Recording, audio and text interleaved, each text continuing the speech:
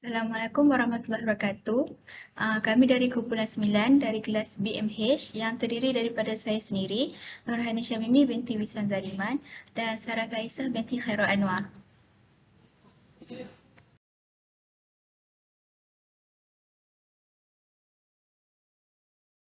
Jadi pada hari ini kami akan menganalisis sebuah cerpen yang bertajuk Munshi, hasil karya pada Husna Nazri. Baiklah, sebelum itu, sedikit pengenalan tentang kritikan sanjungan. Kritikan sanjungan didefinisikan sebagai memuji sebuah karya dan pengarangnya kerana telah berjaya menyampaikan idea yang bernas di samping menampilkan elemen-elemen dalaman karya yang mengagumkan. Kritikan ini telah berkembang dengan ketara di tanah air iaitu pada zaman sebelum dan selepas Perang Dunia Kedua. Tokoh-tokoh yang terkenal dengan kritikan jenis ini ialah Keris Melayu dan Anak Negeri. Pengkritik ini menunjukkan kekaguman mereka terhadap sejarah Melayu, karya Tun Sri Lanang dan Hikayat Abdullah karya Abdullah Munshi. Sebagai contoh, Keris Melayu menyanjung sejarah Melayu kerana pengarangnya memperkenalkan watak-watak Melayu seperti Tun Perak, Tun Mahathir dan Hang Tuah, 5 bersaudara. Watak-watak tersebut disanjung kerana merupakan watak-watak nasional. Gaya bahasa yang digunakan oleh Tun Sri Lanang juga asli, jelas dan enak didengar apabila dibaca. Menurut Hashim Awar 1985, kritikan kesastraan ialah satu usaha mempertimbangkan dan menilai karya sastra secara jujur dan sistematik. Yang dikatakan jujur kerana pengkritik mesti membukti status karya berkenaan sama ada bermutu atau tidak bermutu.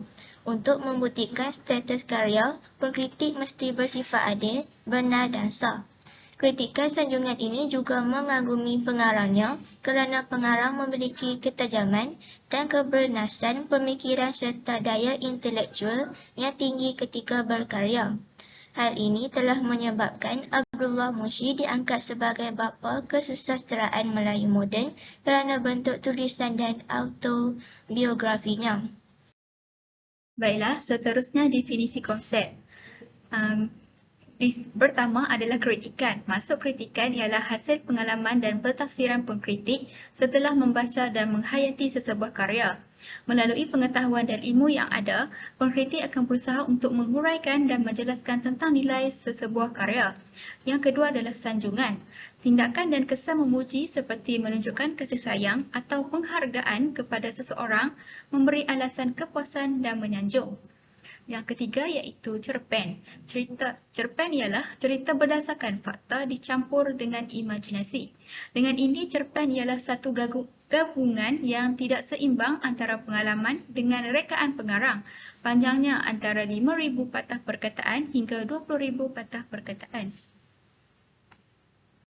Baiklah, tema bagi cerpen Munshi ini adalah tentang semangat cinta akan agama, bangsa, bahasa dan budaya yang tersemai dalam jiwa sekumpulan warga negara. Yang kedua, semangat ini perlu dipupuk dan dibaja kerana kecintaan generasi muda pada hari ini semakin terhakis. Berdasarkan alasan itu, bonda meminta anaknya iaitu Mel melengkapkan diri dengan ilmu agama dan kemahiran bahasa agar menjadi benteng yang ampuh daripada pengaruh luar yang begitu kuat melanda negara.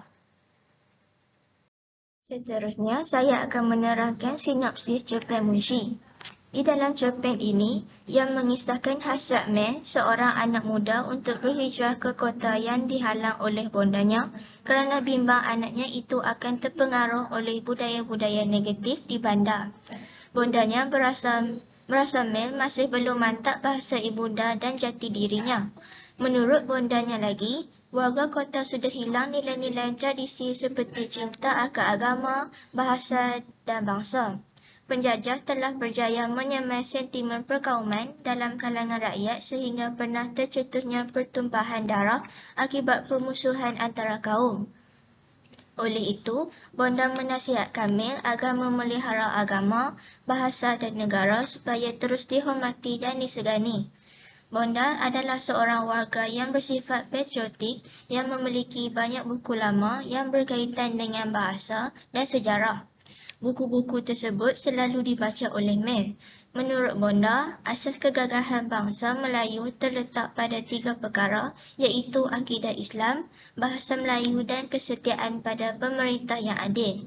Setelah Mel berasa mampu berjuang di kota, barulah Bonda membenarkan ke bandar untuk meneruskan kehidupan. Namun, Bonda berpesan agar menjaga dua perkara iaitu agama dan bangsa. Bonda juga mengirimkan sejumlah buku untuk kawan lamanya yang bernama Munshi melalui email.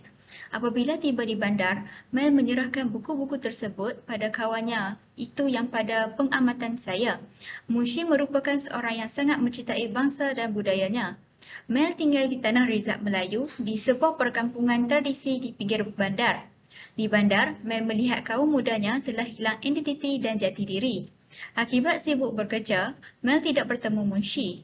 Suatu hari, Mel mendapat kabar bahawa perkampungan Munshi akan dibangunkan dengan berbagai bangunan mewah dan hotel.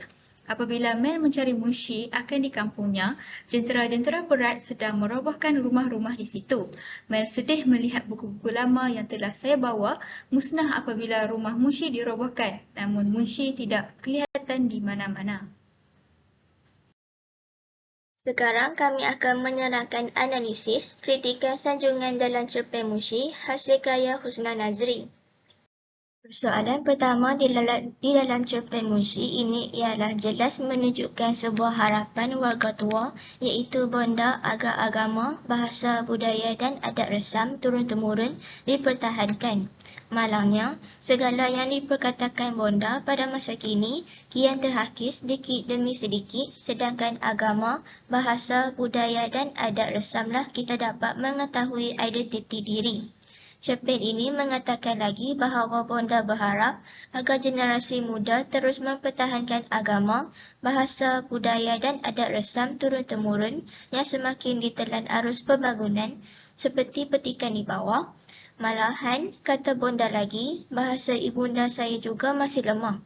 Bahasa yang membesarkan saya dengan segala adat resam dan nilai budaya warisan turun-temurun. Bahasa yang diwarisi nenek moyang sejak zaman berzaman, iaitu pada halaman 55. Saya setuju dengan tindakan penulis ini di mana beliau mementingkan segala adat resam dahulu dibangkitkan semula supaya anak muda terus mempelajari bahasa, agama, budaya dan adat resam yang telah lama wujud. Hal ini perlulah dikekalkan supaya tidak akan hilang dan sentiasa terus-menerus. Persis kata Mutiara, tak lapuk dek hujan, tak lekang dek panas. Natijahnya, golongan muda akan membentuk identiti diri dan tidak akan mengagung-agungkan budaya barat. Jadi, mereka akan sedar dan menghargai warisan bangsa sendiri. Persoalan lain ialah kekuatan pegangan agama, benteng yang ampuh bagi mengelakkan diri daripada serangan unsur luar. Apabila remaja mengenal agamanya dengan baik dan melakukan ibadah sejak kecil lagi, maka mereka akan terbiasa bertingkah laku yang baik dalam kehidupan seharian sehingga dewasa. Begitu juga Bonda yang sentiasa memesan kepada Mel agar sentiasa menjaga agama sebaik-baiknya ketika dia berada di kota nanti. Hanya agama yang mampu mengelakkan diri daripada melakukan perkara yang tidak baik. Pesanan Bonda seperti petikan di bawah. Tetapi, ingatlah pesan Bonda supaya menjaga dua perkara. Perintah agama jangan sesekali kamu abaikan. Agama itu baju peribadi bangsa kita. Akidah yang kukuh menjadi akar yang menunjang pohon kebenaran. Islam merupakan panduan hidup. Pesan Bonda kepada Mel pada halaman 60.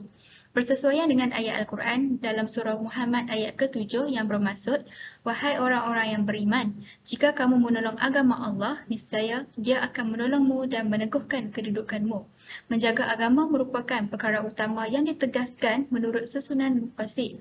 Setiap individu diwajibkan menyebarkan agama dan menjaganya daripada ancaman musuh. Jadi benarlah kata penulis tentang akan kewajipan kita dalam menjaga agama Allah dengan baik supaya diri kita dipelihara oleh Allah walau di mana kita berada dan mendapat kebaikan di dunia dan di akhirat. Persoalan ketiga yang berlega di fikiran ialah kasih sayang seorang ibu terhadap anaknya dengan cara sering menitik pesan tentang kehidupan. Seperti yang kita tahu, seorang ibu mahukan yang terbaik untuk anak-anaknya, terutamanya apabila mereka jauh dari pandangan mata. Begitu juga dalam cerpen menunjukkan di mana bonda sering mengingatkan Mel agar memelihara agama dan bahasa ibunda agar dihormati. Mel, agama dan bahasa itu cermin maruah kita yang ditinggalkan nenek moyang. Jasad yang dibaluti agama serta lidah yang dilebati bahasa ibunda merupakan warisan kita yang masih ada. Andai kedua-dua sudah hilang di atas muka bumi ini, kita bukan lagi generasi bermaruah tetapi bangsa yang dilaknati Allah. Pada halaman ke-56. Penulis menjelaskan kasih sayang seorang ibu kepada anaknya dengan memberi kata-kata nasihat dan pesanan kepada Mel. Hal ini demikian kerana tiada seorang ibu pun ingin melihat anaknya terus menterjerumus dengan perkara yang negatif apabila di luar pemerhatian mereka. Pesanan yang diberikan oleh bonda kepada Mel sangat memberi impak yang positif di mana bonda mengatakan bahawa kita perlulah memelihara bahasa ibunda dan agama agar dihormati. Di sini, penulis amat menekankan bukan sahaja urusan dunia, malah juga urusan akhirat. Selain itu, persoalan yang dapat dikupaskan kali ini pula ialah kesan penjajahan kepada penduduk peribumi. Menurut dalam cerpen ini, penjajah gagal mengagihkan kekayaan secara sama rata antara kaum. Akibatnya, berlaku persengketaan yang menyebabkan pertumpahan darah dan banyak jiwa yang terkorban. Sebagai bukti petikan ini adalah ada mengatakan, tanah air ini pernah bernyala api tragedi. Penjajah menabur bara sengketa melalui pengagihan sumber kekayaan bumi ini yang tidak seimbang. Bangsa pertama ditempatkan di bandar-bandar besar sebagai perniagaan dan pengusaha lombong biji timah. Bangsa kedua terbiar daripada arus pembangunan dengan mendiami kampung-kampung tradisional di luar bandar sebagai nelayan dan pesawah. Bangsa ketiga pula terus-menerus melarat dalam kemiskinan di ladang-ladang dan estet yang serba mundur. Dan terbukti dalam halaman 57. Petikan ini diambil sebagai sanjungan kerana generasi muda dapat menyedari kepentingan perpaduan kaum. Hal ini dikatakan demikian kerana kestabilan negara bergantung pada perpaduan dan negara kita pernah mencatatkan sejarah hitam selepas merdeka iaitu tragedi persalahfahaman antara kaum pada 13 Mei 1969. Peristiwa ini juga meragut banyak nyawa dan perpaduan negara ibarat telur di hujung tanduk. Selepas terjadinya peristiwa hitam ini, kita mestilah sentiasa memastikan bahawa antara kaum dipelihara agar tragedi tidak berulang lagi. Persoalan seterusnya kita dapat lihat ialah dalam usaha menghidupkan roh patriotisme dan jati diri dalam jiwa anak-anak muda. Contoh di dalam cerpen ini, bonda meminta anaknya melengkapkan diri dengan ilmu agama dan menguasai bahasa ibunda dengan baik sebelum berhijrah ke kota. Memandangkan semangat cinta akan bahasa dalam negara semakin terakis dalam jiwa anak-anak masa kini. Di sini dapat dilihat dalam petikan di bawah.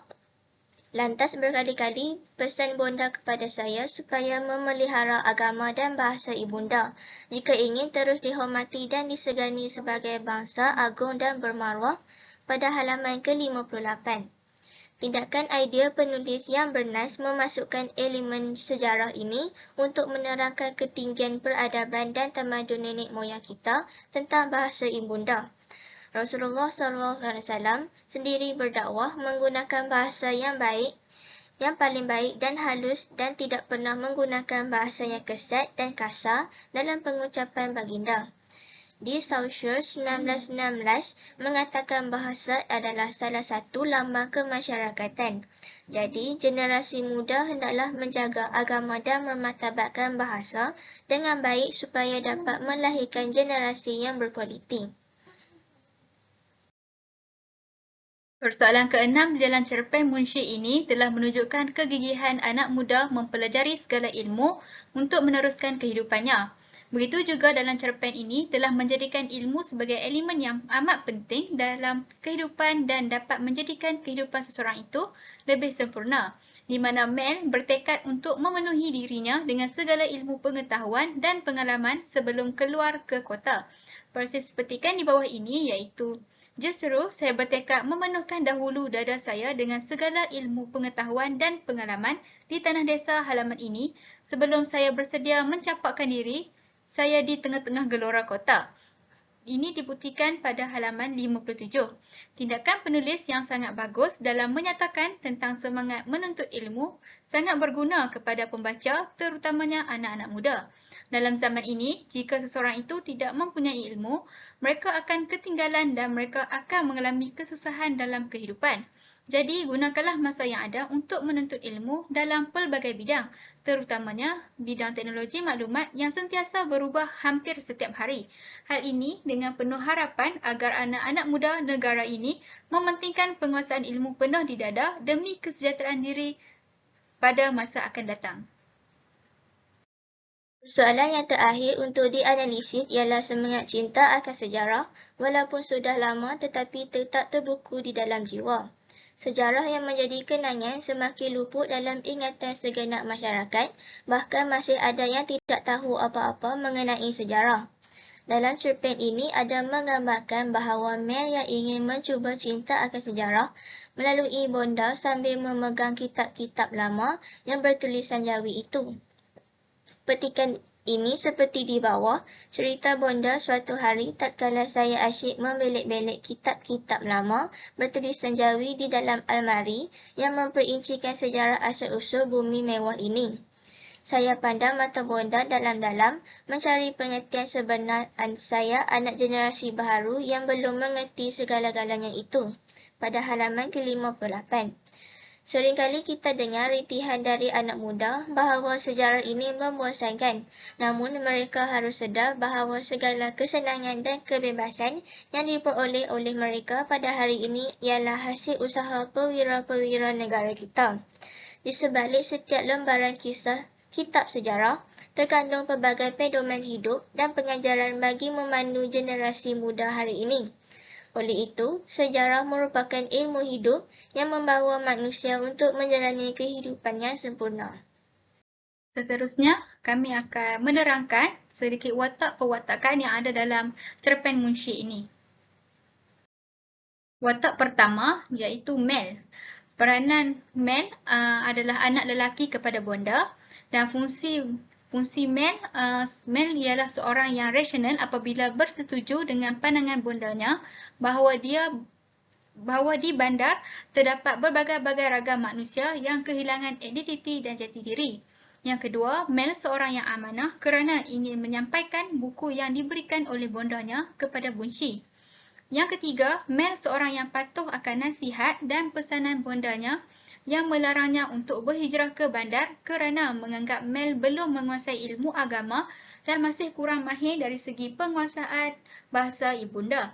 Dan yang terakhir, Mel seorang yang tidak mudah putus asa kerana Mel berani untuk meminta izin ibunya sekali lagi apabila sudah bersedia untuk tinggal di kota walaupun hasratnya itu pernah ditolak oleh ibunya.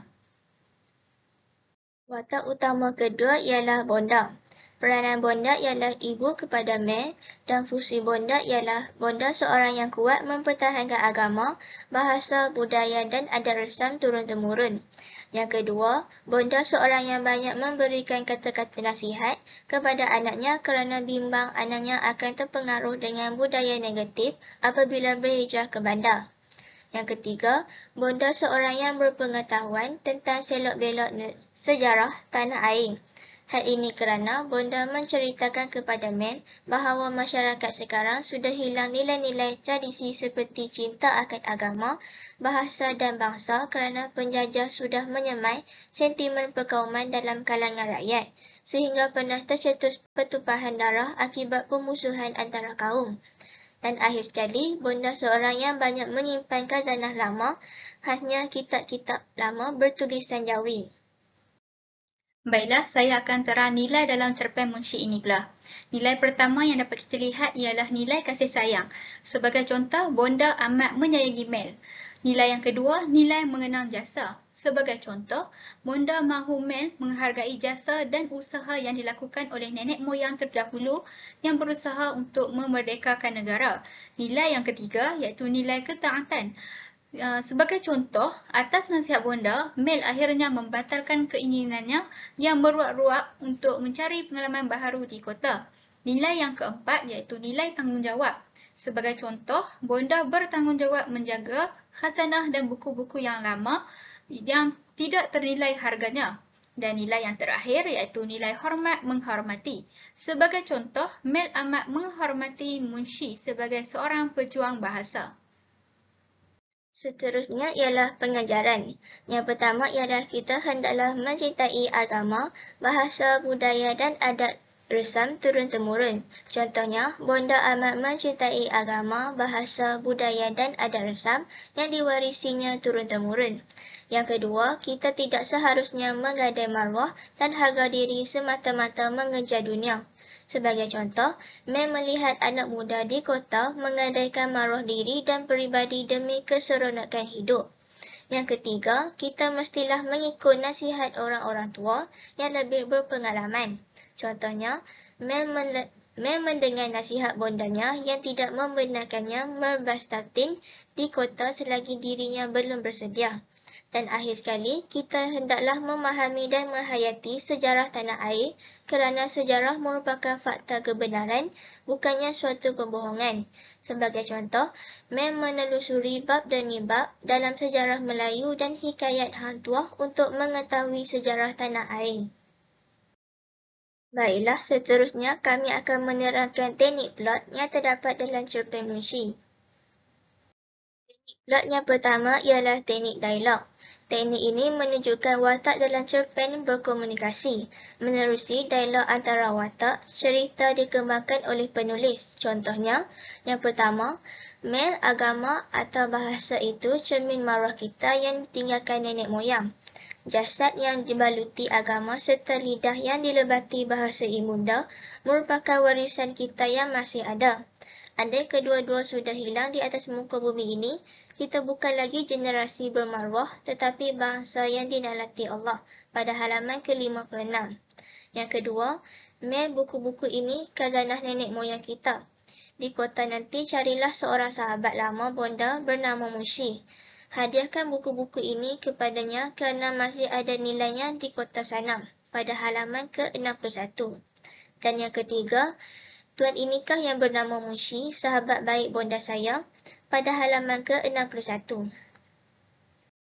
Teknik plot yang kedua ialah teknik imbas kembali.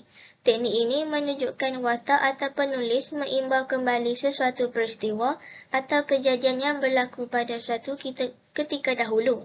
Contohnya, saya teringat cerita bonda tentang kota mewah itu yang pernah mencalik sejarah hitam dekad lampau. Sejarah yang meninggalkan parut luka sentimen yang bukan sedikit. Sejarah suram yang berparut luka antara gelodak emosi dan kesumat yang mengalir dalam dada setiap warganya sejak sekian lama pada halaman ke-56. Seterusnya, kami akan menerangkan gaya bahasa dan unsur bahasa yang terdapat dalam cerpen Munshi. Gaya bahasa yang pertama dari segi pembinaan ayat, pengarang menggunakan ayat pendek, ayat sederhana panjang dan ayat panjang. Contoh penggunaan ayat panjang, justru saya bertekad memenuhkan dahulu dada saya dengan segala ilmu pengetahuan dan pengalaman di tanah desa halaman ini sebelum saya bersedia mencampakkan diri saya di tengah gelora kota. Ini dibuktikan dalam halaman 57. Yang kedua adalah metafora. Yang pertama, slogan itu syarat dengan api prasangka, dibuktikan dalam halaman 56. Yang kedua, manusia dipisahkan oleh benteng-benteng ketaksuban dan turut juga dibuktikan dalam halaman 56. Yang ketiga, penjajah menabur bara sengketa, dibuktikan dalam halaman 57. Dan keempat, silsilah tanah air yang terpecah kepada pagar-pagar perkauman, turut dalam halaman 57. Dan yang terakhir sekali, bonda hanya ingin menghidupkan roh patriotisme yang terbukti dalam halaman 58. Yang ketiga ialah peribahasa. Baru setahun jagung pada halaman ke-57 dan bersahati merujuk pada halaman ke-59. Dan yang keempat ialah personifikasi. Jasad yang dibaluti agama pada halaman ke-57. Lidah yang dilebati bahasa Ibunda, halaman ke-56. Pesan mulus yang lama terpahat di pangkal hati, pada halaman ke-56. Benanahlah segala prasangka buruk, pada halaman ke-56. Dan mencegah wajah kota, pada halaman ke-56. Baiklah, kesimpulannya, hasil daripada analisis ini, kami mendapati terdapat banyak pengajaran yang dapat kami jadikan pedoman dalam hidup kami. Misalnya, semangat patriotisme, kegigihan dalam mencari ilmu, ketaatan perintah ibu dan sebagainya. Dari pandangan kami, buku cerpen Munshi ini sangat layak untuk diperbacakan oleh anak-anak muda masa kini. Buku yang berkisah penuh dengan sejarah patut dimiliki setiap rumah. Mereka yang melupai sejarah pasti akan mengulanginya. Ungkapan ini dipetik dari tokoh ahli falsafah iaitu George Santayana yang menunjukkan betapa pentingnya mempelajari sejarah. Oleh itu, penghasilan cerpen Munshi ini sangat membanggakan kami, terutamanya terhadap jalan ceritanya yang begitu menarik, dan kisah Munshi ini akan sentiasa berkekalan dalam ingatan kami. Berikut merupakan rujukan yang kami peroleh, iaitu Husna Nazri Munshi, Anis Sahira, Nur Akilah, Aisyatul Amaniyah, jaket kulit kijang dari Istanbul, halaman 55 hingga 63, Dewan Bahasa dan Pustaka. Itu sahaja pembintangan daripada kumpulan kami. Sekian, terima kasih.